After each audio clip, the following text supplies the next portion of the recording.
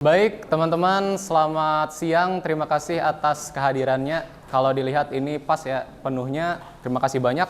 Tapi ada satu hal yang harus direvisi kayaknya dari perkataan Mas Algof tadi. Saya sebenarnya nggak jago banget. Jadi sama, kalau kalian udah pernah ikut ke tutor ETS Sisdik di semester lalu, pesan yang ingin saya sampaikan di awal itu sebenarnya sama. Saya bukan ahli di organisasi komputer dan kayaknya bisa jadi kalian sebenarnya lebih jago di sini.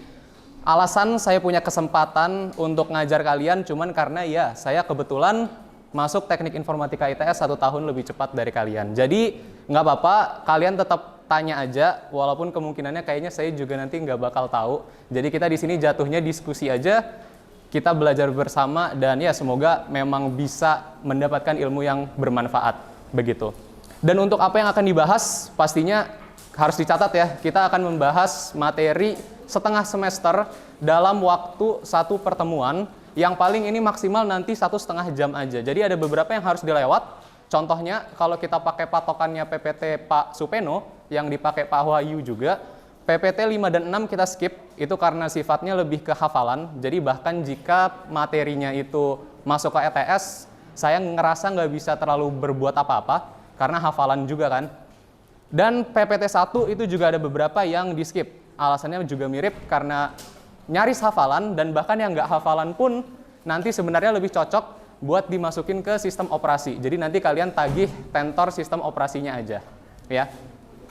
Oke, kita juga nanti bakal ngebahas atau ngelihat sedikit di soal ETS tahun lalu itu seperti apa. Jadi semoga kalian juga mendapatkan gambaran dan ya nggak sepenuhnya buta setelah keluar dari ruangan ini. Tapi oke, sebelum kita masuk ke materi yang lebih dalam, ada satu pertanyaan penting dulu. Kenapa sih memang kita belajar organisasi komputer? Saya yakin ya, sebenarnya kayaknya hampir semua dari kalian di ruangan ini, atau bahkan hampir semua mahasiswa teknik informatika ITS dalam sejarah, itu nggak ada gitu yang pas keterima, entah itu SNBT, SNBP, Mandiri, pas mereka keterima nih, satu hal yang ada di pikiran mereka itu, yes, bisa belajar Orkom. Saya yakin nggak ada. Ya kan? Saya yakin kita belajar Orkom karena emang itu matkul wajib yang tertulis di silabusnya aja. Nah, tapi kenapa sih kita perlu setidaknya untuk sesi kali ini aja ya, setelah kalian keluar bebas, tapi untuk sesi kali ini kita punya pola pikir yang diubah sedikit, kenapa kita belajar organisasi komputer. Yang pertama pastinya kita mahasiswa teknik informatika atau ilmu komputer, ya kita harus ngerti tentang komputer. Kita mau kan mahasiswa teknik sipil paham tentang jembatan, kalau nggak nanti roboh. Kita mau mahasiswa teknik mesin paham tentang mesin, nanti bisa meledak gitu mesinnya misalnya. Nah, kenapa giliran kita harus belajar tentang komputer, kita nggak mau? Jadi ini kayak udah afdolnya gitu lah ya, kita mahasiswa ilmu komputer, belajarlah tentang komputer. Yang kedua, anggap kalian orangnya maunya fokus ke software gitu kan. Tapi kalau kita mau membuat software yang berguna, pastinya kita harus tahu performa. Cara tahu performa, ya kita juga harus ngerti gimana caranya komputer bekerja. Dan yang terakhir, kita menulis kode, tapi ujung-ujungnya kodenya tetap dijalankan sama hardware. Organisasi komputer itu adalah jembatan antara kode dan hardware yang ada di komputer. Jadi setidaknya sekarang kita udah punya alasan ya, mau nanti Orkom itu sepenting apapun atau seenggak penting apapun di dalam karir kalian, satu hal yang pasti ya, ini adalah sesuatu yang berupa ilmu gitu, ilmu pengetahuan yang ya nggak ada salahnya ya ujung-ujungnya untuk kita pelajari. Oke, kita langsung masuk ke materinya sekarang ya. Pertama, kita disambut sama unit fungsional komputer. Jadi ini adalah bagian-bagian atau komponen yang nanti akan bersatu, mereka saling ngobrol biar komputer kalian bisa jalan. Kalau di sini ada 5 ya, ada input, memori, aritmatika dan logika, output dan kontrol. Tapi sebenarnya 5 komponen ini itu bisa kita ringkas jadi 3 aja. Ini kita agak bolak-balik sedikit. Yang input output itu bisa kita anggap yang warna merah, yang biru juga biru, dan yang hijau sendiri. Ini maksudnya apa? Nah, yang merah itu I/O, input output, ya kan? Yang biru itu nanti yang ada di dalam prosesor. Dan yang hijau itu nanti memorinya. Dari sini kita bisa berangkat untuk lebih mendalaminya. Oh ya, sebagai catatan, semisal saya terlalu cepat karena emang ngejar waktu, bilang aja ya, nanti saya akan coba lebih pelan-pelan. Oke, kita mulai dari I/O. Ini sebenarnya sih cuma kosakata aja ya, jadi bisa kita baca. I/O tadi terdiri dari dua, ada unit input sama unit output. Input ya udah berarti dia menerima data dari luar sistem, mengubahnya menjadi biner, mengirimkannya ke sistem komputer, biasanya ke memori atau ke prosesor. Output sebaliknya, dia dari data digital di sistem komputer diubah jadi bentuk yang bisa dipahami manusia, terus dikirim ke luar sistem. Ya udahlah ya, pengertian aja. Terus tadi berikutnya kita punya prosesor, isinya ada dua, ada ALU, Arithmetic and Logical Unit. Itu komponen yang melakukan operasi aritmatika, jadi ngitung-ngitung, nambah kurang itu di sana, dan logikanya, jadi AND, OR, dan lain sebagainya. Terus ada juga unit control, dia nanti bisa dikatakan yang membuat keputusan. Kapan sih kita harus mulai, kapan harus berhenti, dari mana kita nanti mengambil data, dan lain sebagainya. Terus berikutnya ini ada memori. Ini sebenarnya lebih dalamnya dibahas di SISOP ya. Jadi ini bagian yang menyimpan instruksi dan juga data yang dibutuhkan. Ada 3, primary atau main memory, dia cepat, dia dipakai saat program berjalan, tapi dia volatile, jadi waktu dimatikan ya dia hilang. Secondary memory, dia non-volatile, dia besar, tapi dia lambat. Dan cache itu sangat kecil, sangat cepat, dan dia dekat dengan prosesor. Masing-masing punya trade-off-nya ya, punya kegunaannya, kita nggak bisa menganggap satu memori itu superior dibandingkan memori yang lain. Tapi sebenarnya ada satu tambahan, yaitu ada register. Register itu juga memori, dia jauh lebih kecil lagi daripada cache, dia lebih cepat lagi daripada cache, tapi dia itu sebenarnya bagian dari prosesor. Dia itu memorinya yang ada di prosesor. Ya, mohon maaf, dari tadi sebenarnya cuma kosakata aja, bisa jadi kita masih nggak paham ya, memori itu apa, I/O itu apa, dan prosesor itu apa. Tapi sebenarnya, unit fungsional komputer ini bisa kita kaitkan ke sebuah contoh yang sederhana. Anggap kayak gini, ya. Yang merah itu kita lagi berdiri di atas meja belajar. Anggap kita mau ngerjain PR matematika. Terus ada lemari di sebelah kanan kalian, dan kalian mikir, oke, saya mau mulai ngerjain tugas, tapi saya butuh barang-barangnya dulu nih. Entah itu kertas, entah itu pulpen, alat tulis, dan lain sebagainya. Kalian punya dua opsi untuk ngambil barangnya. Kalian bisa ngambil dari lemari, ya kan? Kapasitasnya banyak. Kalian bisa naruh semua jenis latihan soal yang pernah kalian punya, atau semua alat tulis yang pernah kalian beli, atau bahkan hal-hal yang nggak ada hubungannya sama ngerjain matematika, kayak baju, kaos kaki, itu juga bisa disetor di dalam lemari. Tapi kekurangannya adalah, kalian tuh harus jalan dulu, terus balik lagi, lama dan jauh, begitu. Nah inilah yang kita anggap sebagai secondary memory. Dia besar, kapasitasnya banyak, tapi lama banget, karena kita harus jalan dulu. Oke, kita punya opsi lain nih tapi untuk ngambil barangnya, yaitu dari laci di meja belajar kita. Kapasitasnya dia lebih sedikit dari lemari, jadi kita nggak bisa nyimpan semua hal yang kita punya. Tapi kalau kita mau ngambil, dia jauh lebih cepat. Tinggal buka, paling ya, kalau kayak gini tinggal nunduk dikit, terus berdiri lagi, udah selesai. Kita udah dapat pensil atau penggaris yang kita mau. Dan ini yang kita anggap sebagai primary memory. Lebih kecil daripada secondary memory, tapi lebih cepat. Tapi kan tadi ada cache. Cache yang mana? Nah, barang yang ada di atas meja kalian, atas meja itu kan kapasitasnya lebih kecil lagi kan? Tapi begitu kalian butuh barang yang ada di atas meja, beneran tinggal ngambil. Nggak usah buka-buka laci, atau nggak usah jalan ke lemari. Inilah yang jadi cache. Jadi kalian udah melihat hierarkinya, bahwa semakin kecil tadi dia ya, semakin kecil kapasitas yang kalian miliki, tapi semakin dekat juga kalian bisa mengambil barangnya. Nah, itulah hierarki memori. Terus ada yang terakhir, register. Kira-kira ada yang punya ide nggak? Register itu berarti yang ada di mana? Tangan, bener banget. Berarti barang yang sedang kalian pegang sekarang jauh lebih kecil lagi nih. Paling cuma bisa megang 2-3 barang. Tapi barang yang kalian pegang inilah register. Dia yang sedang kalian operasikan sekarang. Ini bukan perbandingan 1:1 ya. Nanti sebenarnya kalau kita mendalami lagi, kita tuh nggak bisa langsung akses ke secondary memory kayak jalan ke lemari, tapi ya kurang lebihnya begitu. Apalagi ada pertimbangan biaya ya kalau bikin komputer. Jadi begitu. Kalau sekarang kan kalian bisa aja mikir kenapa lemarinya nggak dideketin, tapi ya itu perbincangan lainnya. Nah, berarti prosesor yang mana? Prosesor adalah otak kalian. Terus tadi prosesor ada 2, ada ALU. Nah, ALU itu yang tadi menghitung dan berlogika. Oke, kalian ngerjain soal matematika, berapa kali berapa itu dihitung di otak kalian. Terus ada control unit, CU. Itu otak kalian ketika kalian ingin membuat keputusan. Kapan sih mulai ngitung? Kapan sih kita mulai baca soal? Kapan sih udahan baca soalnya? Walaupun terjadi secara spontan ya di otak manusia, tapi bisa merepresentasikan cara kerjanya komputer.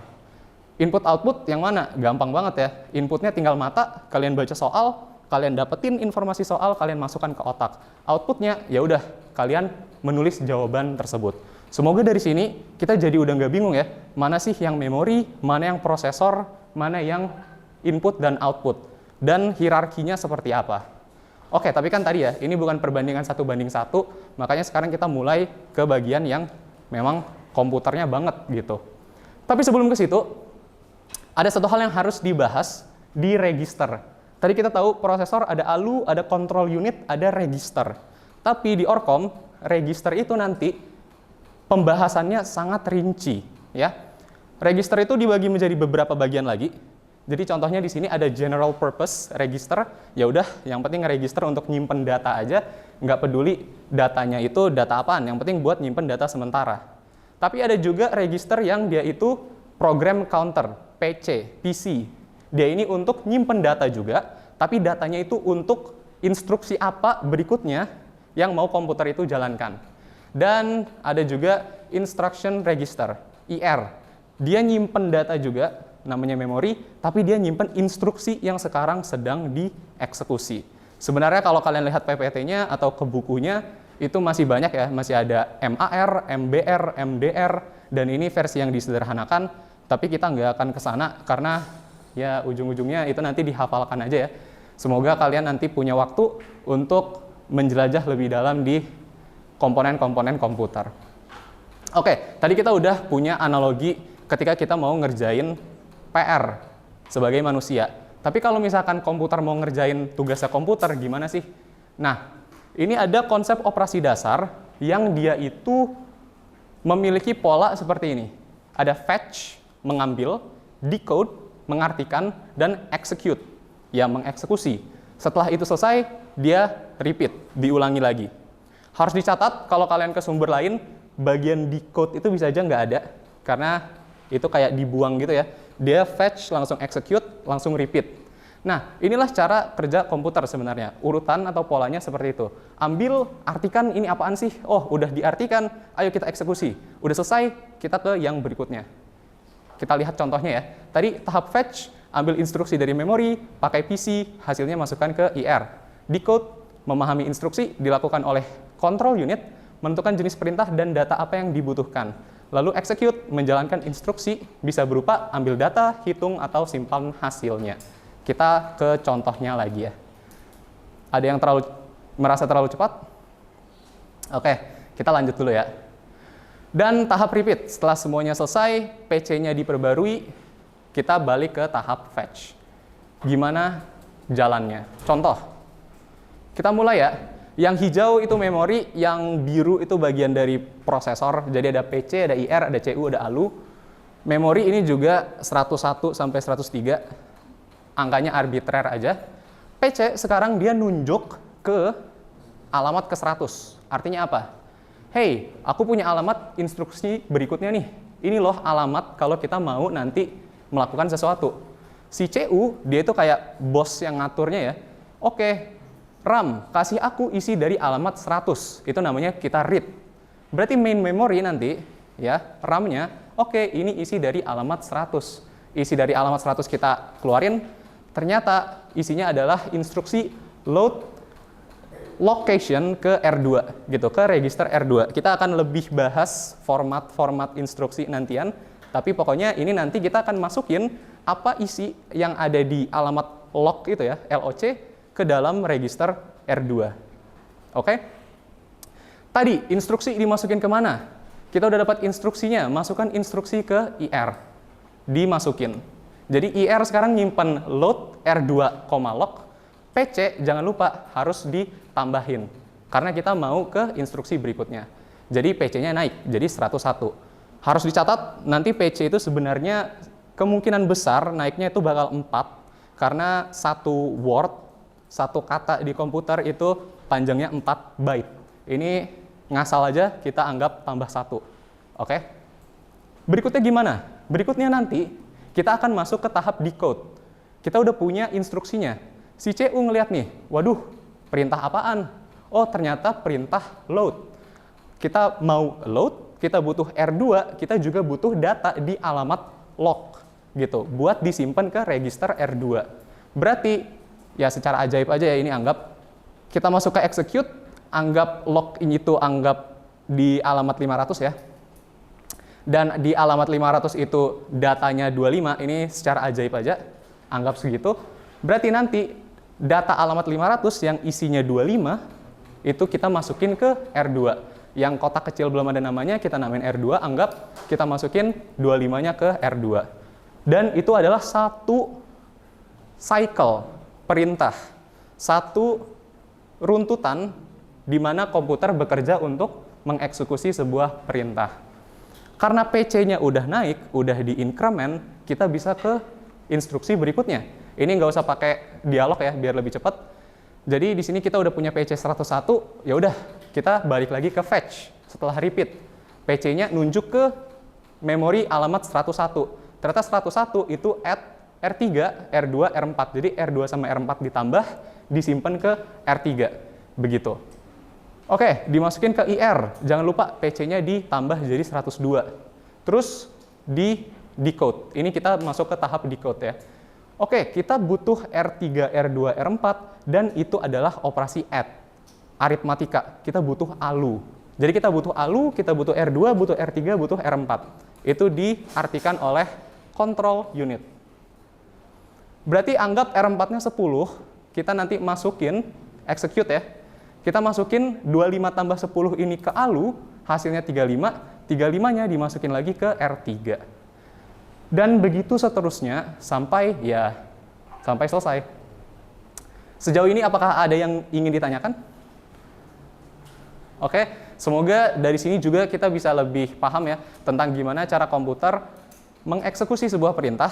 Tapi sekali lagi, ini cara yang udah lebih disederhanakan. Sebenarnya pasti nggak segampang ini dalam praktiknya, tapi untuk ORCOM semoga cukup ya. Kita sekarang berarti masuk ke instruksi. Di awal tadi kita udah bahas siapa aja sih yang ngobrol. Oke, ada prosesor, ada I/O, input output, dan juga ada si memori. Itulah orang-orang yang ngobrol di dalam komputer. Terus kita juga udah belajar tadi ya di cycle perintah, gimana sih cara mereka ngobrol. Oke, ternyata fetch dulu, decode dulu, setelahnya baru execute. ORCOM sebagian besar akan membahas poin ketiga. Apa sih isi obrolannya? Begitu. Jadi, oke, kita udah belajar siapa yang ngobrol, kita udah belajar cara ngobrolnya, tapi mereka tuh ngobrolin apa? Itu yang mau kita pelajari. Oke, ini bagian yang baru mulai agak repot kayaknya. Tapi gini, jadi jenis-jenis instruksi ini dihafal aja juga nggak masalah. Ada data transfer tadi ya untuk load, berarti kita tuh bakalan mindahin data yang di belakang, data yang ada di alamat belakang ke yang depannya. Jadi yang ada di log itu dimasukin ke R2. Terus ada juga aritmatika dan logika tadi add, nanti bisa juga subtract dan lain-lain. Itu juga sama, source-nya itu dari belakang ya. Jadi R2 ditambah R4, baru hasil yang di belakang itu ditambahin ke depan. Jadi dia agak kebalik gitu. Tujuannya, destination, itu justru ada di depan. Terus ada program control, ini nanti bagian yang menarik semoga. Itu gimana caranya komputer sebenarnya melakukan if else atau branching dan juga looping. Dan yang terakhir kita akan bahas sedikit aja, itu di I/O, komunikasi dengan dunia luar. Ini nggak terlalu saya bahas, walaupun bisa jadi masuk ETS. Kenapa? Karena tadi I/O ini beneran cuman ngafalin aja sih jatuhnya. Nanti kalian ngafalin flag-nya, kalian ngafalin kodenya, kalian ngafalin, ya semoga bisa paham juga ya. Kalian pahamin juga kira-kira contoh program yang melibatkan input-output itu seperti apa. Dan itu udah banyak banget, mustahil untuk dibahas sekarang. Jadi paling nanti kita ambil secuil aja. Oke, sebelumnya kita harus tahu ada yang namanya register transfer notation. Apa itu register transfer notation? Kalau tadi kan kita udah tahu ya, dia ada load, sesuatu, sesuatu. Add sesuatu, sesuatu, sesuatu. Itu kayak masih ada bahasa Inggrisnya, ya kan? Kalau ini cara formal yang dia itu bebas dari bahasa untuk tetap menyampaikan apa yang ingin instruksi itu katakan. Maksudnya gimana? Oke, contohnya kalau load R2, log itu bisa kita tulis kayak gini. Log kita panah ke belakang R2. Nah, dia nggak ada add, nggak ada load, nggak ada apa-apa, tapi tetap pesannya disampaikan. Ya. Terus bisa juga misalkan add. Jadi R2 tambah R4, panah ke belakang R3. Begitu. Makanya sekarang kita masuk ke assembly language. Ini juga sama aja, kalau tadi yang sebelumnya kan, register transfer notation itu nggak punya bahasanya, nggak ada bahasanya, ini dia ada bahasanya. Dan ini nanti yang akan cukup berat kita bahas. Contohnya, untuk instruksi yang sama, yaitu memasukkan isi dari data dari alamat location ke R2, itu ternyata bisa ditulis dengan load R2 log. Tadi udah kita bahas. Untuk R2 tambah R4 panah ke belakang R3, itu bisa ditulis add R3, R2, R4. Dan dari assembly language ini juga nanti kita bisa bahas RISC versus CISC, yang kayaknya akan menjadi porsi yang paling besar selama Orcom, bisa jadi nyampe 80%, 70%, ya bisa jadi ya. Kira-kira kalian bisa menjelaskan nggak apa bedanya RISC, CISC sama assembly? Kira-kira apa sih bedanya? Karena kalau kita nanya ya, misalnya cari di Google atau tanya ke AI, kok kayaknya RISC, CISC sama assembly itu mirip-mirip aja. Kira-kira ada yang tahu nggak? Bedanya RISC, CISC sama assembly itu apa?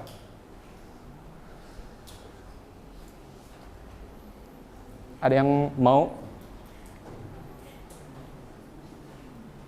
Oke, jadi sebenarnya bisa dikatakan gini, RISC sama CISC itu adalah grammar-nya.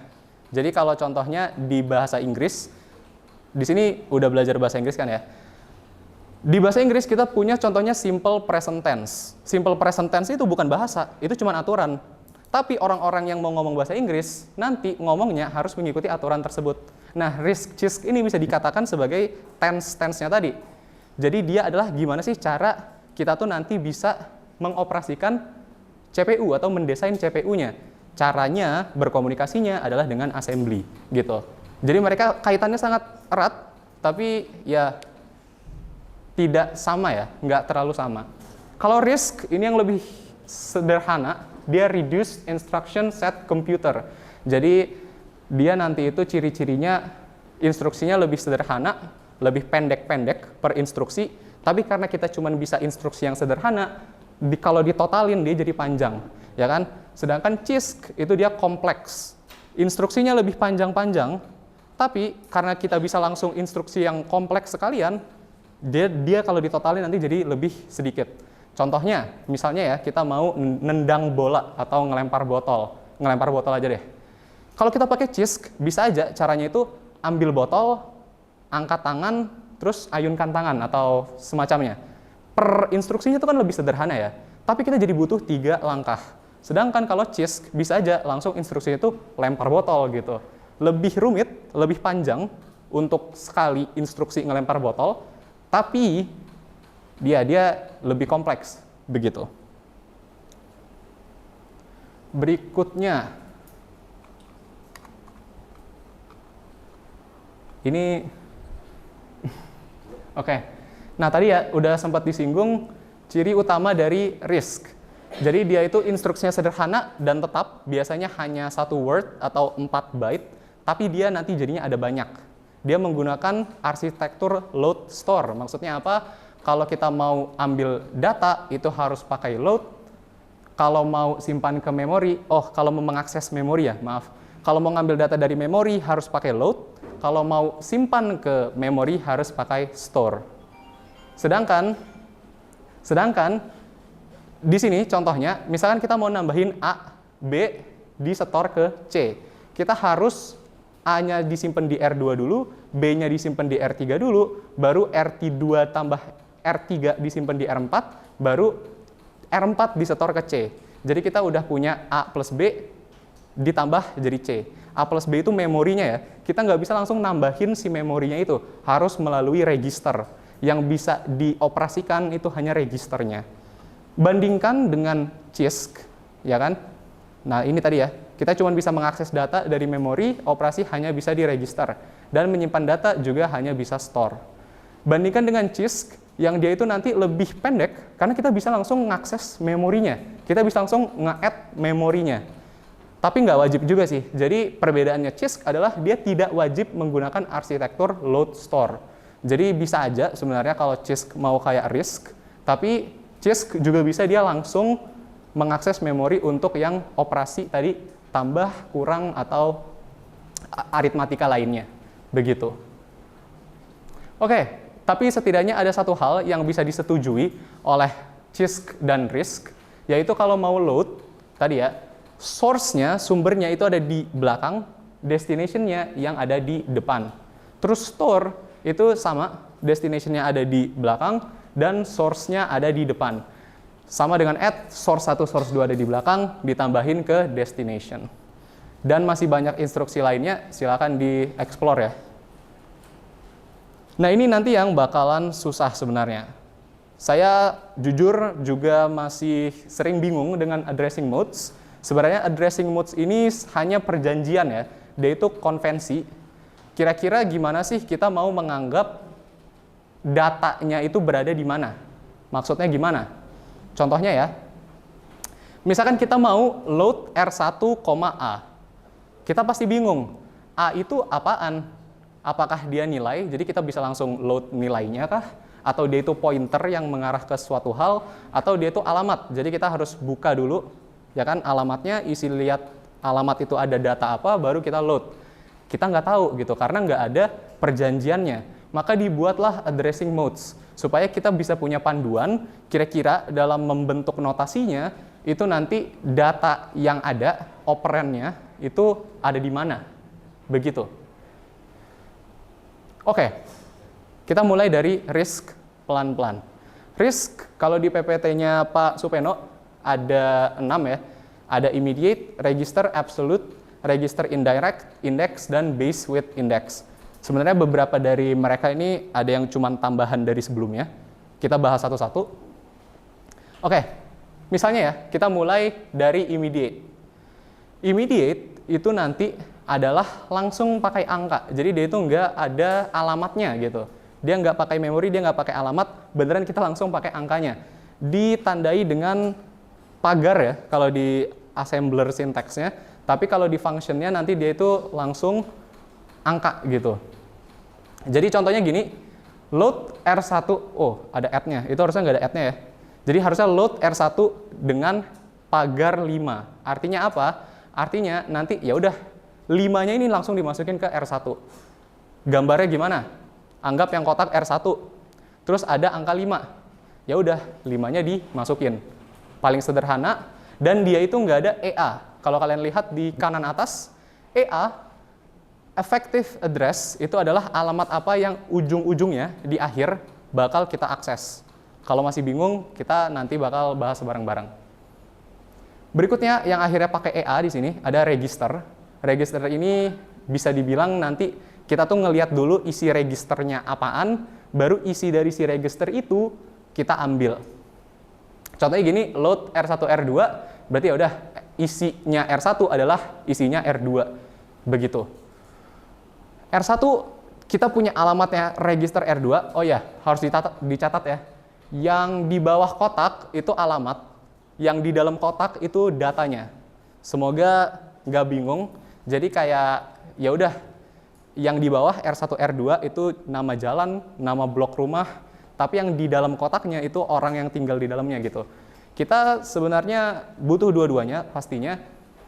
Kalau EA itu nanti kita peduliinnya alamatnya, bukan datanya. Jadi EA itu berurusan dengan alamat. Tapi yang tetap kita load, yang tetap kita store, yang tetap kita add atau subtract, itu tetap datanya ya. Jadi bukan alamatnya. Kita punya alamat R2, ya udah R1 nunjuk nih ke R2. Weh, kamu R2 bukan? Oke. Tapi setelah kita tahu R2, kita nggak masukin R2 ke R1, tapi kita lihat isi dari si R2. Anggap 20 gitu. Berarti 20 ini dimasukin ke R1. Ya kan? Berikutnya, oh ya, berarti EA-nya kira-kira alamat siapa yang kita pakai adalah alamatnya si R2. Itulah EA. Ini kan karena baru satu langkah, belum terlalu kelihatan ya perbedaannya. Nanti kita bisa lihat ke yang lebih kompleks sedikit. Terus ada absolute. Absolute ini juga disebut direct addressing. Dia itu langsung alamatnya di memori dan udah dikasih. Contohnya gimana? Nah, kita load R1, A gitu. Jadi A ini adalah alamat, tapi bukan register. Dia langsung di memorinya ya. Berarti nanti isinya si R1 adalah isinya yang ada di alamat A. Sama kayak tadi, ini R1, kita tahu alamatnya A, isinya A siapa? Oh, isinya A 20. Ya udah R1 diisi sama 20. Perbedaannya apa? Kalau tadi register, kalau ini langsung di memori. Itu aja sih perbedaannya. Terus berikutnya, oh ya, EA-nya berarti pakainya yang A. Kita ujung-ujungnya pakai alamatnya si A. Berikutnya ada register indirect.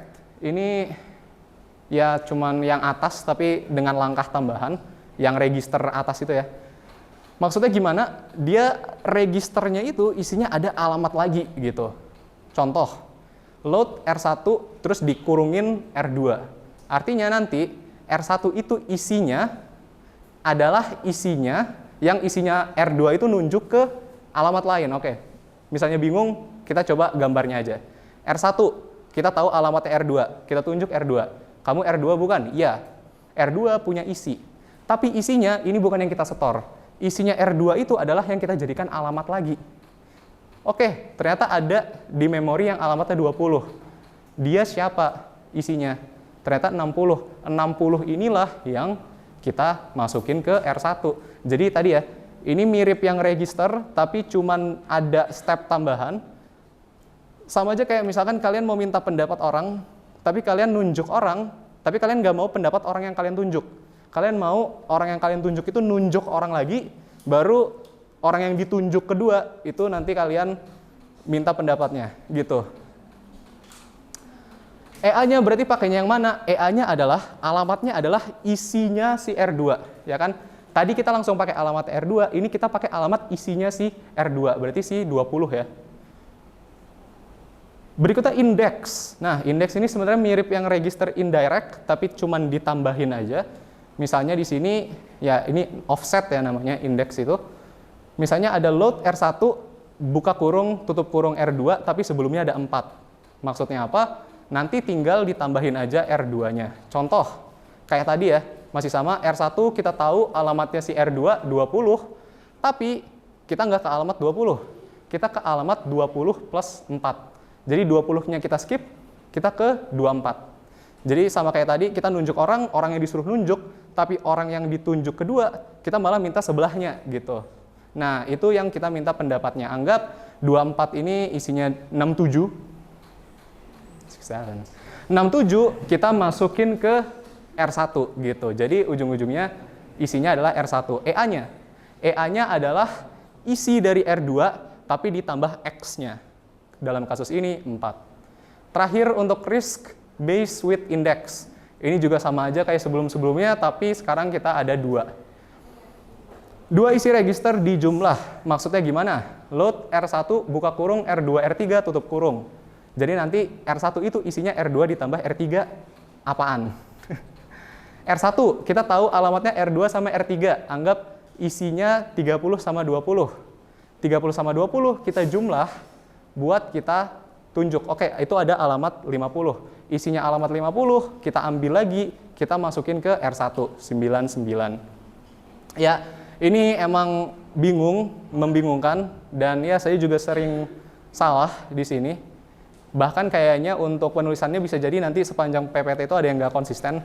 Jadi mohon maaf. Tapi ya ini adalah perjanjian ya. Perjanjian yang dibuat untuk kita tuh bisa tahu yang mana sih alamat yang dimaksud supaya kita nggak salah nanti dalam mendapatkan datanya. EA-nya berarti ya udah isi dari R2 ditambah isi dari R3 itu yang kita jadikan alamat untuk dituju. Kalau CISC ini sama aja sebenarnya, yang ditambah itu cuman indirect, itu kalian punya indirect ke memori. Jadi indirectnya ada 2, terus kalian juga ketambahan base with index and offset. Sebenarnya itu sama aja, cuman ditambahnya lebih banyak. Yang baru kayaknya itu di 3 terakhir. Jadi kita bahas 3 terakhir aja ya. ada relatif di sini, relatif. Relatif itu nanti posisi sekarang tapi ditambah PC, program counter. Dan tadi kita udah belajar ya, kalau program counter kan dia nambah-nambah terus sesuai kita lagi ada di instruksi yang mana, makanya namanya relatif. Tergantung kita sekarang lagi ada di tahap mana gitu. Bisa aja PC-nya berbeda kan dengan beberapa instruksi sebelumnya.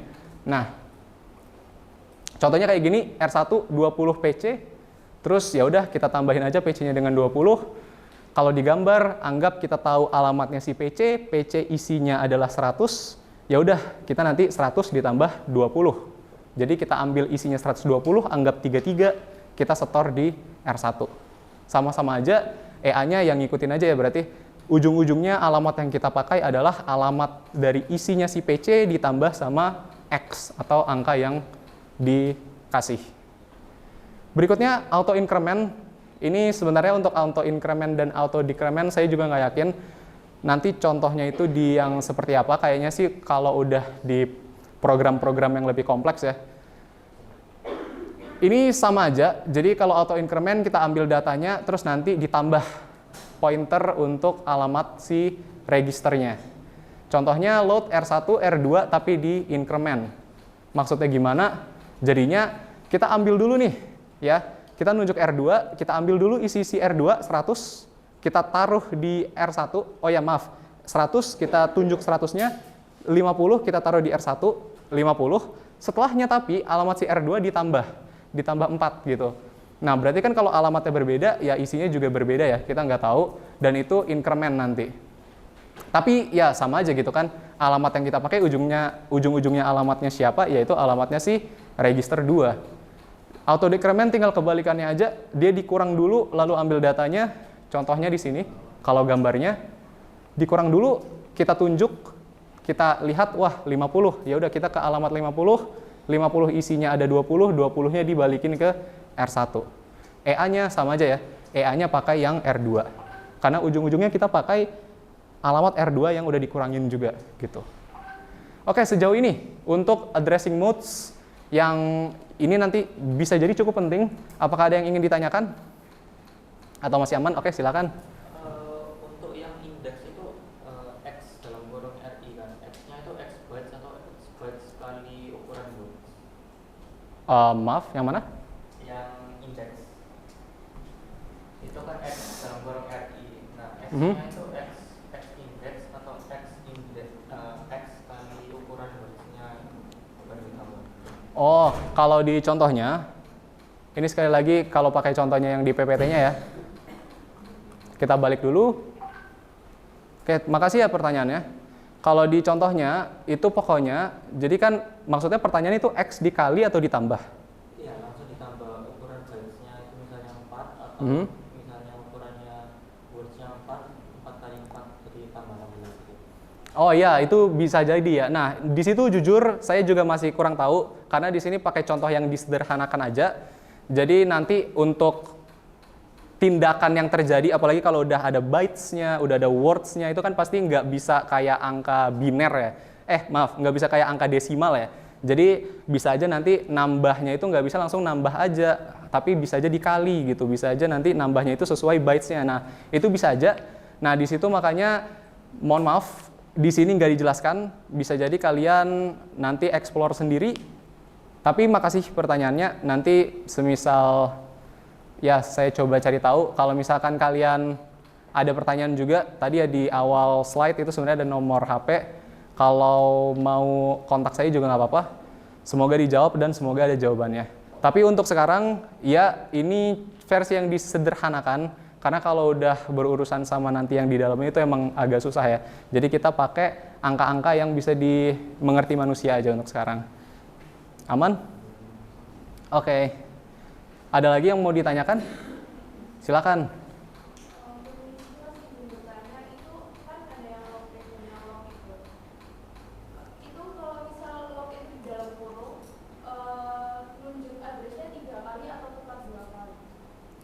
Jadi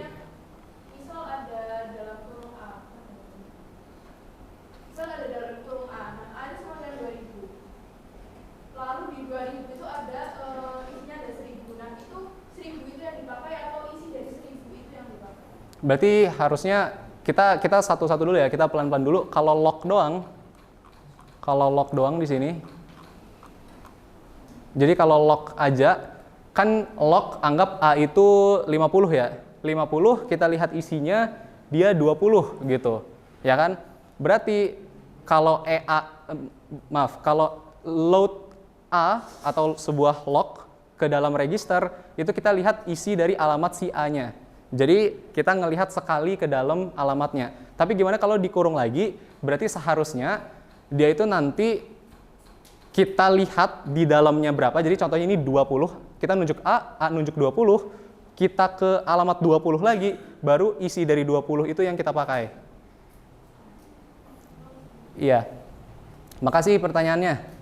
Jadi tadi ya kalau diulang, kan ini kalau lock aja itu kan kita cukup nyari alamatnya A, isinya A, 20 kita setor. Tapi gimana kalau ada kurung sikunya lagi itu, kayak yang indirect, berarti nanti kita nyari alamatnya A, dapat isinya, contohnya 20, ke alamat 20 lagi, baru isi dari alamat 20 yang kita masukin ke register. Ada lagi yang mau ditanyakan?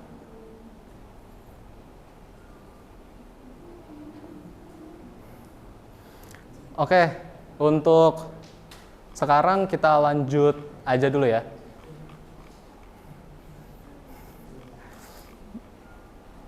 Oke, berarti kita udah lewat addressing modes. Sekarang kita ke control flow. Dan control flow ini ya menarik sih sebenarnya, karena ini adalah sesuatu yang sering kita remehkan, tapi ternyata sangat-sangat penting dan caranya itu juga keren ya kalau di komputer. Oke, jadi gimana contohnya? Control flow itu adalah cara program menentukan instruksi berikutnya. Contohnya, biasanya kalau tadi ya kan kita lanjut ke bawah dengan PC ditambah 4. Ditambah 4 ya kan. Jadi sekarang program counter lagi nunjuk ke alamat instruksi tertentu, ditambah ya udah ke instruksi yang ada di sebelahnya. Tapi kalau kalian pernah ngoding di Dasproc atau di Strucdat, kan ada beberapa hal yang namanya branching, if else, switch case, dan ada juga looping gitu. Itu bukanlah sesuatu yang sifatnya linear. Nah, gimana caranya gitu? Flow-nya, alirannya bisa kita ubah dengan branching dan looping. Pertama kita ke branching dulu. Prinsipnya sebenarnya branching ini sederhana ya, kalau secara teori aja. Kalau biasanya PC-nya ditambah 4 di increment ke instruksi berikutnya. Tapi dengan branching, misalkan ada sebuah kondisi yang terpenuhi, PC-nya itu bisa langsung kita arahkan ke alamat lain. Ya kan? Jadi bisa ke alamat lain dan alamatnya itu nggak harus ke alamat yang ada di sebelahnya. Contohnya gimana? Contohnya, nah, di sini ada target.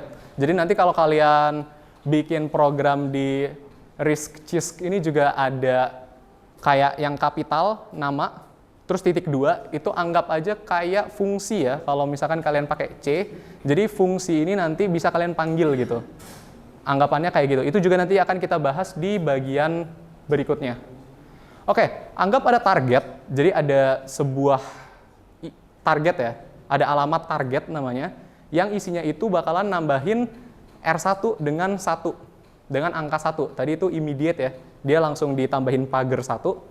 Nah, contohnya di RISC, kalau misalkan kita mau bikin dia branching adalah, dia itu bisa kita bikin BEQ R1 R2 target. Nah, BEQ ini salah satu instruksi di branchingnya.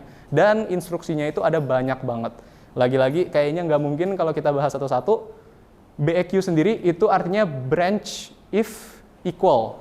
Jadi jika hasilnya sama dengan, jadi jika R1 sama dengan R2, maka dia lompat ke target. Begitu. Versi CISC-nya, dia pakai flag. Ini nanti juga flag bakal kita bahas ya. Dia compare R1 sama R2, dan compare ini dia bakal ngurangin. Jadi saya lupa arahnya kemana ya, tapi R1 itu dikurangin sama R2. Kalau R1, R2 itu hal yang sama, berarti kan dia 0. Nah, JZ itu jump if 0 ke target. Nah, ini nanti ada banyak banget ya variasinya. Ada branch if not equal, BNE, ada branch if greater than, BGE, branch if greater than or equal, ya banyak banget. JZ juga jumpnya itu banyak ya. Ada JNE berarti jump if not equal dan lain sebagainya. Itu nanti sesuai kebutuhan kalian. Tapi berarti contohnya di sini ya. Branching, oke. Tadi anggap ada PC, ada R1, ada R2. Kita punya instruksi ya. Instruksi kan disimpan di sebuah alamat juga. Alamat 100 nyimpen instruksi tadi ya. Branch if equal R1, R2 target. Kalau R1 sama R2 itu sama, dia lompat ke targetnya. Terus tadi target ya, targetnya, alamat target, anggap di alamat 500, itu adalah instruksi nambahin R1 dengan 1. Jadi gimana? Anggap di sini PC-nya kan lagi nunjuk ke 100 ya, kita mau ngebandingin gitu. Sama nggak sih R1 sama R2? Anggap kasus pertama mereka berbeda. Berarti karena mereka berbeda dan kita mau jump, kita mau lompat, jika dia itu hanya equal, kita nggak terpenuhi kondisi tersebut. Berarti kita nggak lompat ke target. Ya udah, PC-nya di increment seperti biasa, kita lanjut ke instruksi berikutnya. Kita nggak sempat ke target, ya kan? Tapi andaikan R1 sama R2-nya sama, contohnya di sini sama-sama 50, berarti kondisinya terpenuhi. R1 dia akan sama dengan R2. Kita lompat ke targetnya. Targetnya tadi ya, ada di alamat 500. Jadi kita lompat ke 500. Nah, sebenarnya makanya ketika kalian ngoding di C atau misalnya udah C++ sekarang, kalian ada branch, ada if else ya, ada looping, sebenarnya mereka itu lompatan gitu, lompatan si program counter. Bedanya apa? Bisa dianggap sederhananya, branch itu kita nanti lompat ya, lompat ke tempat lain dan lompatnya itu diibaratkan maju. Kita lompat ke depan. Sedangkan loop itu dia lompatnya ke diri sendiri dan dia lompatnya ke belakang. Jadi dia kayak udah menjalankan sesuatu dulu. Kalau terpenuhi kondisinya, dia balik lagi ke belakang, lompat lagi ke belakang. Ya kan? Ini nanti kita akan bahas lagi. Untuk yang CISC nggak kita bahas ya. Kita pakai yang RISC aja biar lebih sederhana. Kita bisa lanjut ke looping. Nah, looping sama ya. Sebenarnya looping itu cuman branching, cuman percabangan tapi dia itu ke belakang, ke dirinya sendiri lagi. Kalau di ORCOM ini nanti ada 3 bagian, inisialisasi, body, kondisi, plus branch. Jadi init di atas itu nanti ada sebuah instruksinya, terus nanti tadi ya, anggap ada fungsi target atau ada ya sesuatu lah namanya target gitu. Isinya itu nanti ada body-nya, ada bagian ngeceknya, dan ada bagian untuk lompat ke si target. Contohnya kalau di CISC, kalau di RISC ada tadi ya, inisialisasi, load R2 dengan 5. Terus target, itu nanti kalau misalkan, ya ini kan target ya, kita kurangi R2 dengan 1, BNE tadi, branch if not equal. Dia cuman lompat jika tidak sama dengan. Kalau R2 tidak sama dengan R0, kita baru lompat ke target. Versi CISC-nya, nah ini move sama aja ya, kayak load sebenarnya. Tapi kayaknya ada bedanya, saya belum coba cari tahu. Kayaknya bedanya itu, move itu kalau nggak salah bisa langsung, saya lupa yang mana, tapi ada satu yang bisa langsung ke memori gitu, saya lupa tapi. Nah, terus si R2 itu dikurangi, decrease, compare sama tadi ya, R2 harusnya sama R0, itu bukan sama 0, dan JNE, jump if not equal ke target. Ya, contohnya gimana? Oke, kita pelan-pelan lagi. Tadi ya, anggap ada PC, ada R2, ada R0, ada target di alamat 100, dia instruksinya kurangi R2 dengan angka 1. Terus ada berikutnya, 104, itu branch if not equal, kita bandingkan R2 dan R0, kalau mereka nggak sama, jika mereka nggak sama, kita lompat ke target. PC berarti kan sekarang lagi, oh ya, ini PC berarti kan sekarang lagi nunjuk ke alamat 100 ya. R2 berarti kita kurangi sama 1 gitu. Dia jadi 4. Setelah itu PC ditambah, kita cek ke yang 104, kita bandingkan dengan R0. Anggap sekarang mereka sama ya ternyata. Branch if not equal. Kita bakalan bercabang jika tidak sama dengan. Tapi ternyata sama dengan. Berarti apa tindakannya? Ya nggak ada apa-apa. Kondisinya nggak terpenuhi. PC-nya tetap naik jadi 108, dan ya udah perulangannya ya, looping yang nggak pernah terjadi. Tapi gimana kalau kasusnya beda? Anggap R0-nya itu 2. Nah, berarti kan sekarang mereka berbeda. Dia bakalan ke-trigger. Instruksi BNE-nya ini bakal ke-trigger. Jadi nanti PC-nya itu bakal balik lagi ke 100, karena dia lompat ke target lagi kan.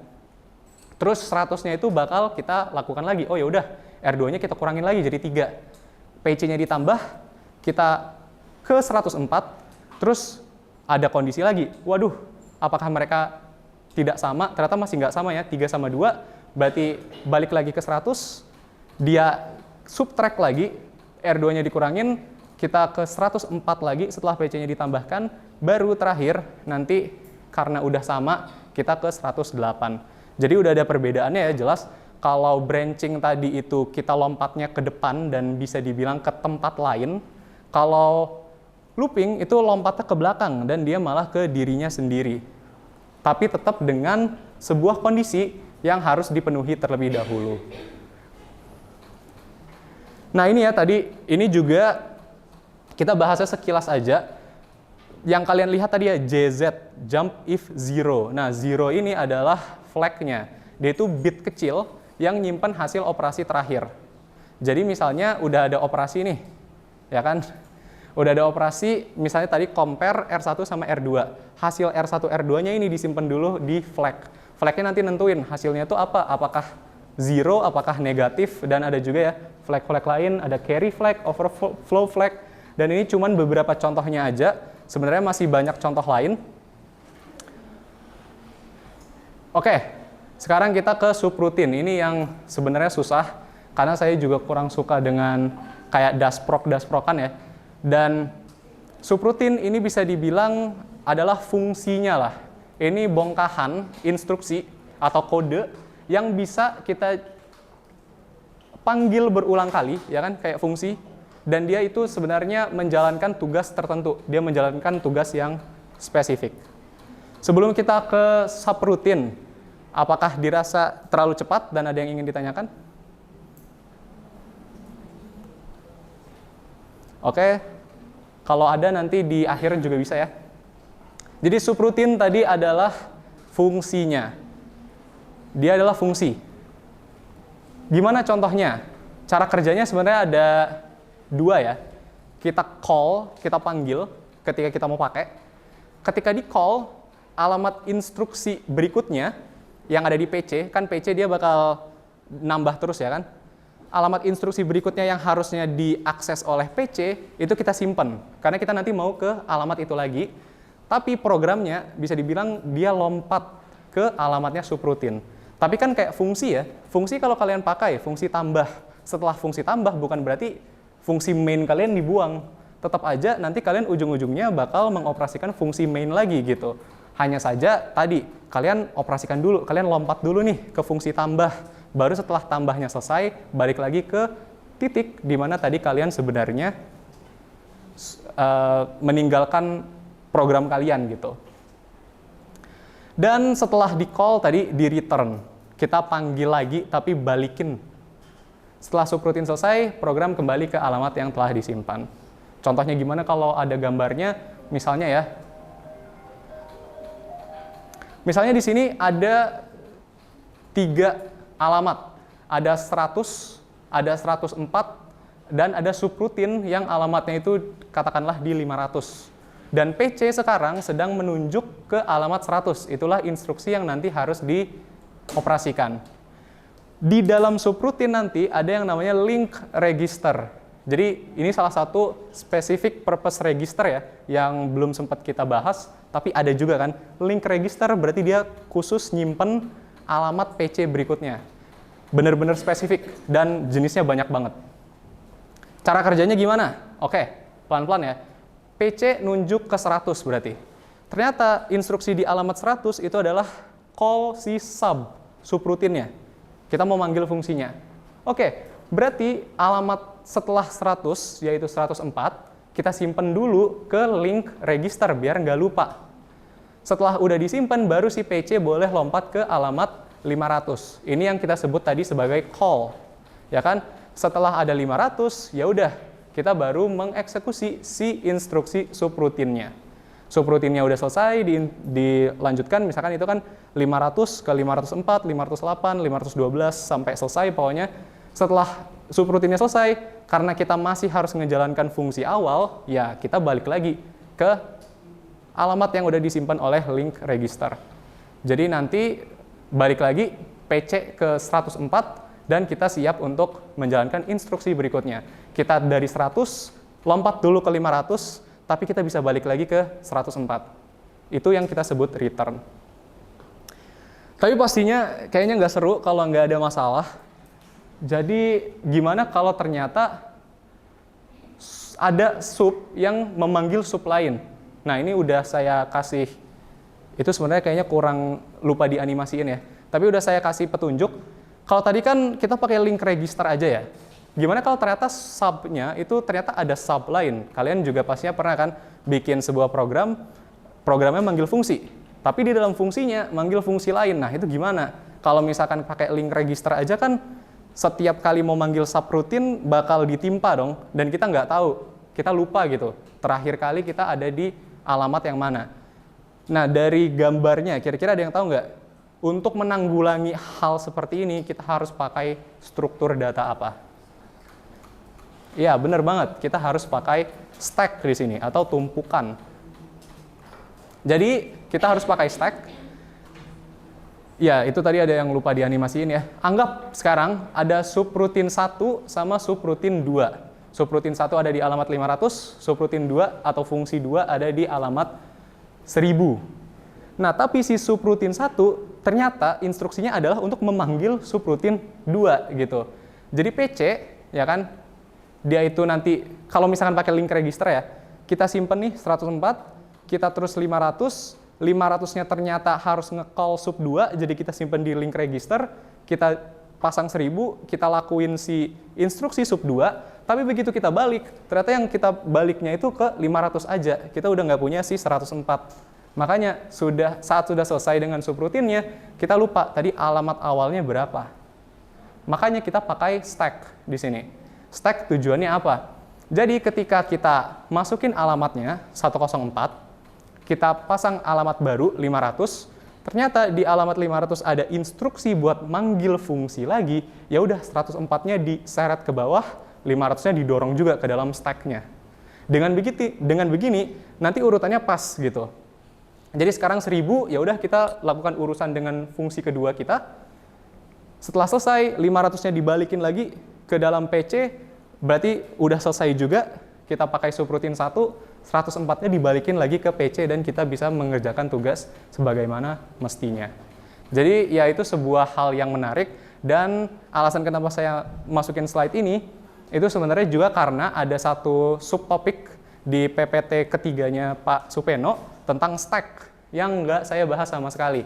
Karena ya sama aja sih, itu nanti ujung-ujungnya kalian harus ngafalin atau semoga pahamin contoh programnya kayak gimana. Dan ya itu juga dibahas di struktur data ya, yang sekarang sedang kalian ambil mata kuliahnya.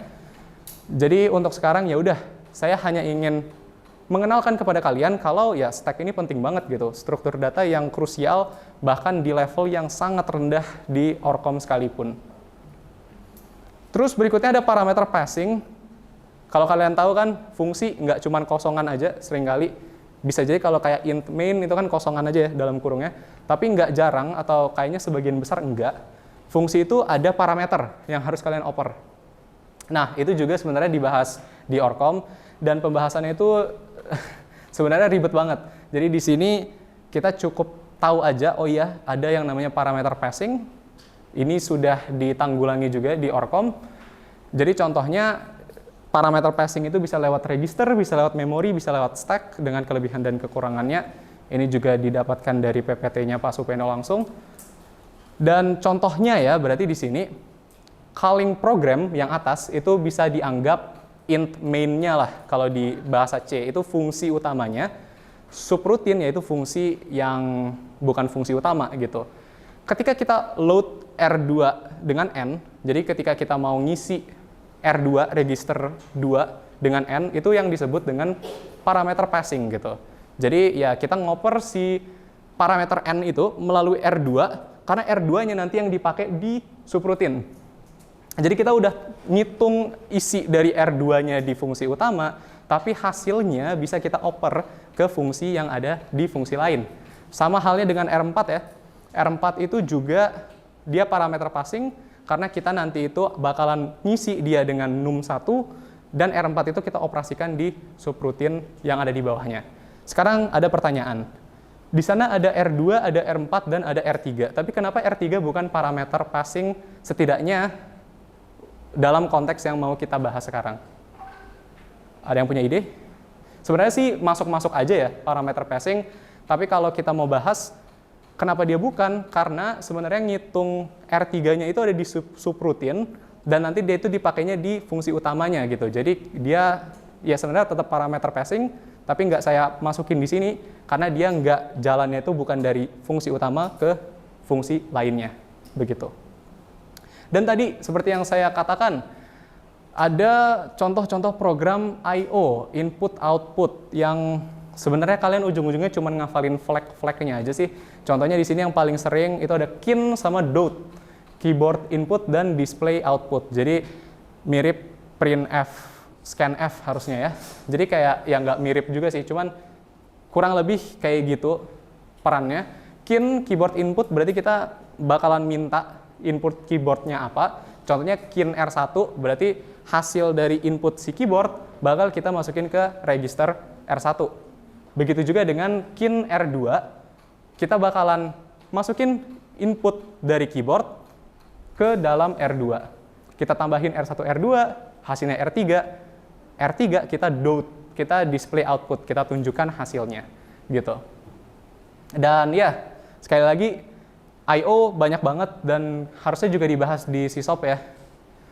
Jadi ya udah, sekarang kita sekadar tahu aja.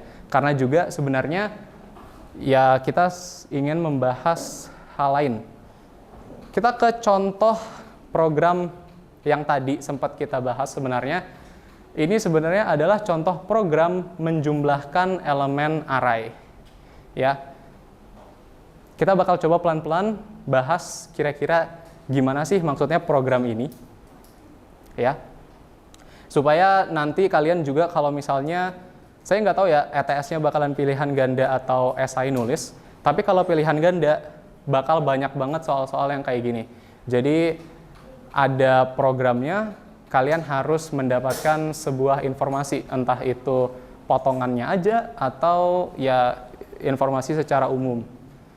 Oke. Sejauh ini ada yang mau ditanyakan? Semoga beneran nggak ada.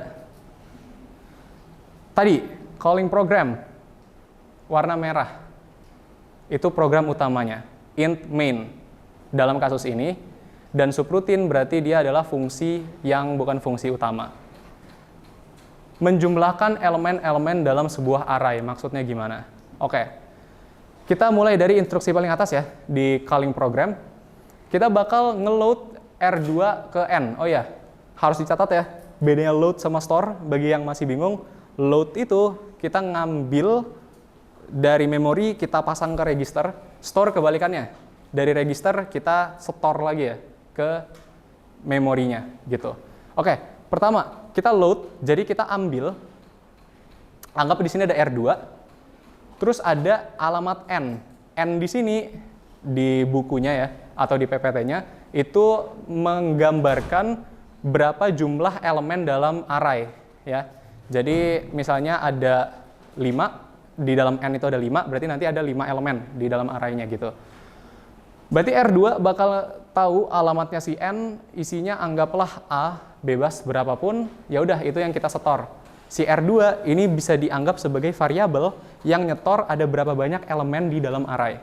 Terus ada move, tadi ya move atau move, ini kayaknya sama aja kayak load.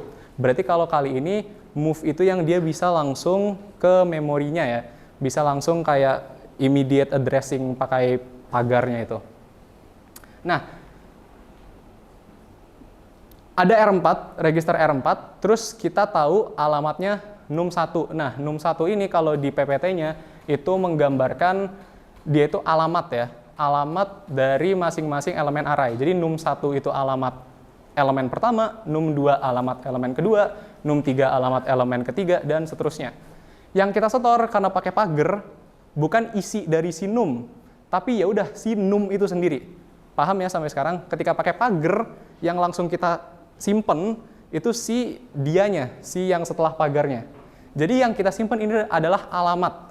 Bisa dikatakan R4 ini nanti yang kita gunakan sebagai ya penunjuk lah. Oke, sekarang kita lagi ada di elemen keberapa. Kita bakal semakin paham, semoga. Terus berikutnya ke call. Oke, kita mulai manggil fungsi list add. Subroutine list add ya yang di bawah. Berarti kita lompat dulu ke subroutine list add. Ini kita pindahin aja ya itu biar nggak rusuh. List add itu ternyata nyuruh buat ngebersihin register R3. Jadi R3 semisal ada isinya dibersihin dulu. R3 ini kalau di PPT-nya nanti yang nyetor hasil penjumlahan dari elemen array-nya. Ya. Sekarang R3 nggak ada. Setelah list add, karena kita masih ada lanjutannya yaitu subroutine-nya, kita ke sebuah fungsi lain sebenarnya, fungsi loop gitu. Jadi loop pokoknya yang kapital semua itu bisa kita anggap sebagai fungsi lah. Ya, fungsi loop ini langsung kita anggap satu blok yang besar aja. Loop itu ngapain aja? Loop itu nanti kalau kalian lihat di sini, dia bakal nambahin R4 ke R3. R3 kan awalnya 0 ya, nggak ada isinya. Berarti R4 ini bakal kita masukin ke R3. Jadi 0 ditambah num1 itu ya udah num1 gitu. Maksudnya begitu. R4 di increment, artinya nanti dia bakal ke num2, ke alamat berikutnya. Mulai kebayang ya? Berarti nanti ini tuh sama aja kayak ya kita nge-for loop ke sebuah array gitu. Terus masing-masing elemennya kita masukin ke variabel, variabelnya nanti ditambah sama dengan elemen terbarunya. Terus R2 di decrement. Kenapa di decrement? Karena dia yang tadi ngitung ada berapa banyak elemen di dalam array-nya. Berarti R2 jadi A-1. Dan ketika R2-nya sudah sampai 0, makanya kan di situ jika branch-nya masih lebih dari 0, dia belum 0, dia balik lagi ke loop terus gitu. Jadi selama R2-nya belum 0, artinya masih ada elemen yang tersisa, elemen array yang tersisa, kita bakal looping terus dia ke belakang. Dan kalau berarti udah 0 ya, dia bakal return ke calling programnya lagi. Oke, berarti anggap num1 ditambah num2 sekarang, karena itu adalah yang kita mau di R3. Dan begitu terus seterusnya, nanti R4-nya ke num3, R2-nya jadi A-2. Harusnya ini nanti ditambahnya bisa banyak ya, bisa num3, num4, num5, num6, R2-nya bisa ngurang sampai banyak juga. Tapi kita cepetin aja, anggap udah selesai, anggap kita udah melihat semua elemen array, kita balik lagi ke calling program, hasilnya, hasil di R3, ya, yang berupa penjumlahan dari masing-masing elemen array tadi, kita setor ke sum, ke sebuah alamat yang anggap namanya sum di memori. Ya udah, ini nanti yang yang jadi isi dari num1 dan num2-nya. Oke, materi kita sebenarnya udah habis. Tadi yang harus dicatat berarti beberapa ya.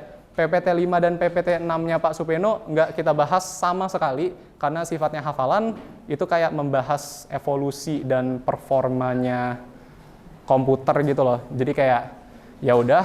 Terus di PPT 5-6 itu juga ada tadi interrupt ya. Interrupt dan I/O itu nggak terlalu kita bahas juga karena sifatnya lebih ke arah hafalan flag-flagnya aja dan memahami programnya. Program pastinya jenisnya bisa ada jutaan atau banyak banget pastinya. Ini salah satu contohnya aja yang sederhana. Dan PPT 1 juga yang sebenarnya jatuhnya lebih ke sisop. Kita belajar komponen unit fungsionalnya, tadi cukup kita belajar sederhananya aja. Kita lewatkan beberapa komponen seperti MAR, MDR, MBR, dan yang lain-lain. Dan tadi yang harus dicatat ya, bagus banget pertanyaannya. Kalau tadi kita pakai contoh addressing modes-nya itu ya udah angkanya yang dipahami manusia aja gitu. Tapi ketika nanti udah ada konteks pakai word, pakai bytes atau bahkan urut aturan-aturan lain, nah itu nanti dimohon kalian jelajahi sendiri. Materinya udah selesai. Sejauh ini apakah ada yang ingin ditanyakan? Karena kalau tidak, kita akan nyicip dikit lah. Untuk soal ETS-nya saya kurang tahu, sebenarnya nanti kalian gimana. Kalau dari tahun di atas saya dan 2 tahun di atas saya, katanya dia itu pilihan ganda, tapi saya nggak tahu. Tapi waktu tahun saya, pilihan gandanya itu malah kuis. Dan kuis, soalnya ngerjainnya online pas libur lebaran. Dan justru ETS-nya itu setelah libur lebaran, ngerjainnya yang ini. Nah, ngerjain yang ini, beneran ngerjain yang ini, tapi kalau nggak salah diganti, itu kan smallest number ya. Smallest number itu diganti ke biggest number. Ini ada di buku Hamaker kan, harusnya kalian dibagikan juga sama dosen masing-masing. Ini ada di Solve Problems 2.2, nanti kalian cari aja di bukunya. Di situ kayaknya udah ada jawabannya deh, tapi saya juga nggak yakin. Ini soalnya beneran satu soal ini aja dikerjain selama sejam paling. Dan ya kita disuruh bikin program dengan gaya RISC. Kita coba baca aja ya, tapi kayaknya untuk menjelaskannya emang sulit. Jadi katanya, we want to find the smallest number in a list of 32-bit positive integers. Kita mau mencari angka terkecil dalam positive integer 32 bit. The word at address 1000 is to hold the value of the smallest number after it has been found. Jadi ya nanti kita bakal punya data ya, data yang nyetor value-nya itu dimulai katanya di address 1000. The next word contains the number of entries n in the list. Ini juga nanti ya berarti kita bakal ada data juga ya, n entries. Ini kayak semacam contoh aja. The following n words contain the number in the list. The program is to start at address 400. Jadi programnya dimulai di address 400. Disuruh write a RISC style program to find the smallest number and include the assembler directives. Assembler directives itu kalau kalian lihat di sebelum-sebelumnya ya. Semoga ada. Kayaknya harus nge-scroll dulu main jauh. Oke, nggak ada deh, agak jauh. Assembler directive itu yang titik koma untuk ngejelasin instruksinya tuh ngapain. Kalau ini kan cuman gini aja ya, add R3, R4 plus. Orang kadang bisa nggak paham. Nah, itu bisa ditambahin di sebelahnya titik koma. Ini tuh ngapain sih? Kita nambahin R4 ke R3, R4-nya ditambah di increment gitu. Jadi, itu untuk tadi ya, assembler directives. Terus apa lagi tadi? Terus write the program, while the program has to be able to handle lists of different lengths, include in your code a small list of sample data comprising 7 integers. Jadi kita juga harus ngasih sampel data, isinya 7 integer. Ini juga nggak tahu ya, ini kayaknya penyelesaiannya mungkin. Jadi ya tadi ya, ORG itu origin itu maksudnya kita mulainya dari sana, mulainya dari address ke 400, program dimulai di alamat 400, dan tadi ya, setiap ada kapital diikuti titik 2 itu anggap sebagai fungsi, sebagai satu bagian yang dia tugasnya itu kayak melakukan tugas spesifik gitu. Jadi ada start, ada loop, ada skip, ada done. Terus tadi ada bagian data ya, data section. Katanya kan datanya untuk nyetor hasilnya itu dimulai di 1000. Jadi ada origin 1000 juga. Terus tadi kita ngasih list contoh sampel data 7 integer. Kalau di situ contohnya 12, 7, 25, 3, 18, 95 gitu. Lagi-lagi saya juga nggak tahu ya, karena waktu ngerjain ini di tahun lalu, itu kan hasilnya juga nggak dikasih tahu ya benar salahnya. Jadi nggak tahu harus spesifik apa. Nah, tapi kalau kalian lihat tadi ya, assembler directive itu yang titik koma itu. Kita ngejelasin, load R1 pagar 1004. Oh, berarti R1 nanti alamatnya sekian gitu. Nah, itu yang harus ditambahin. Oke, ini kayaknya sih kalau emang harus dibahas satu-satu, baris per baris, apalagi kalau mau dibikin visualisasinya bakal lama banget. Saya juga nggak sempet. Padahal kalau bisa kayaknya keren. Cuman kalau mau kalian ternyata penasaran, itu ada banyak juga kok contoh-contoh program, contoh-contoh soal, apalagi kalian ke bab 2 buku Hamaker di Solve Problems, itu udah banyak Ya, contoh-contoh kayak gini gitu. Jadi kalau kalian tertarik, apalagi nanti misalnya mau ngambil mata kuliah Alpro kali ya, yang suka banget tentang algoritma gini, nah itu kalian cocok banget. Kalian kayak rinciin masing-masing itu gimana, cara mengoptimasi performanya gimana, dan lain sebagainya. Ini untuk jawaban ETS tahun saya, jadi dia setelah lebaran, satu soal, SI, tapi katanya di tahun sebelum saya atau 2 tahun lalu, itu ETS-nya itu justru bentuknya pilihan ganda kayak gini. Dan ini justru yang jadi kuis 1 waktu libur lebaran, kalau buat saya kemarin. Kalau kalian sejauh ini asesmennya, entah itu kuis atau apapun, udah ada belum? Nah, kuisnya itu gimana? Oh, SI. Nah, berarti apakah pilihan ganda? Untuk pilihan ganda ada enak nggak enaknya ya. Enaknya ya pastinya pilihan ganda, ujung-ujungnya kalian tetap ngisi, bahkan kalau kalian nggak tahu. Tapi nggak enaknya, jadinya soalnya itu sebagian besar itu didominasi sama soal-soal hafalan. Jadi kayak misalnya ada sintaks, ini sintaksnya risk apa CISC. Nah itu kan ya harus dihafalin juga gitu. Ini saya ambil contoh aja 3 dari beberapa yang setidaknya dia itu nggak terlalu hafalan banget. Contohnya, berikut urutan penyelesaian eksekusi untuk instruksi load R1, terus ada offset 12 R3. Nah, urutan yang benar dari eksekusi instruksi tersebut ada berapa? Ada yang mau jawab nggak?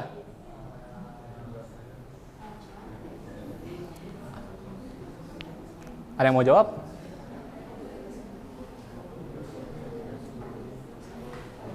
Kira-kira urutannya gimana tuh?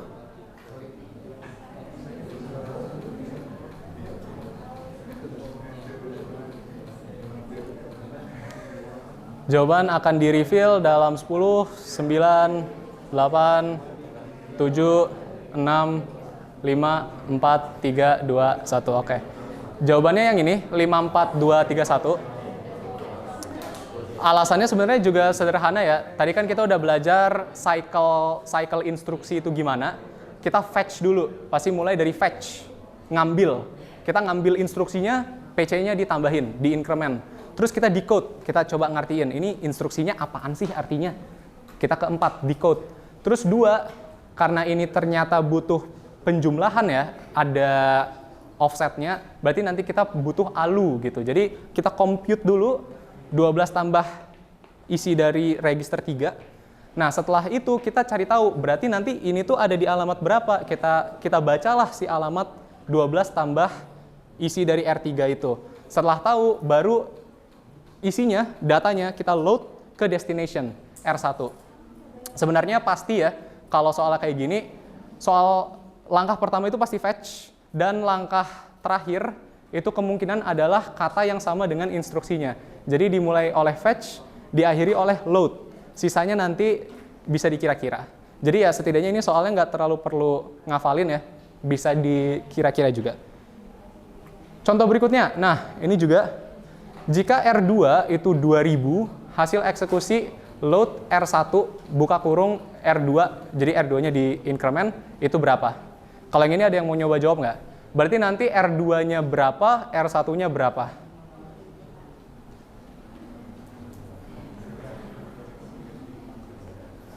Oke, jawaban dalam 5, 4, 3, 2, 1. Oke, jadi jawabannya gini, kita jelasin dikit aja. Jadi tadi kan kalau increment ya, kalau increment kita sebenarnya ngambil dulu isinya. Anggap isinya si R2 itu 2000. Berarti nanti ya udah si 2000 itu, memori alamat R2 itu 2000. Berarti si isi dari memori alamat 2000 kita masukin ke R1. Nah ini ya tadi yang notasi yang selain assembly yang pakai panah ke belakang, ini juga penting banget kadang. Terus R2-nya ditambah sama ukuran data. Kadang satu word di RISC khususnya itu 4 byte. Jadi satu instruksi itu 4 byte. Kalau ditambah berarti ditambahnya sama 4, dia jadi 2004. Berarti alamatnya si R2 sekarang jadi 2004. Alamatnya R1 ya tergantung apa isi dari si memori dengan alamat 2000 gitu. Jadi jawabannya seperti ini. Dan soal terakhir yang disuguhkan, nah ini kekecilan kah? Ini juga susah sih sebenarnya. Jadi katanya ada sebuah instruksi dan beberapa data disimpan dalam memori seperti gambar berikut. Katanya R2-nya 1004. Berarti perubahan apa yang terjadi setelah instruksi ini dieksekusi? Sebenarnya saya kurang adil karena pasti jauh lebih gampang untuk jawab soal ini kalau ada pilihan gandanya. Tapi nggak apa-apa, kira-kira ada yang tahu nggak ide atau cara ngerjainnya itu bakalan gimana?